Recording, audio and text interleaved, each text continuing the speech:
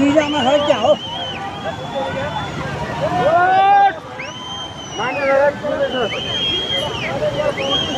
मान्छे यार बिचार थैट करे यार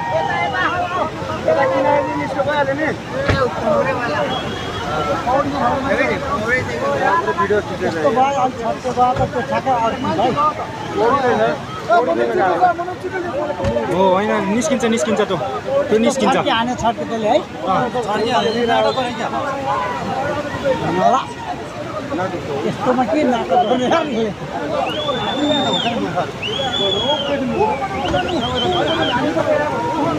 त्यो माछालाई कहाँबाट त्यहाँ पर्यो त्यही त के त्यसलाई राख्दैन कि यस्तो हानिरहेछ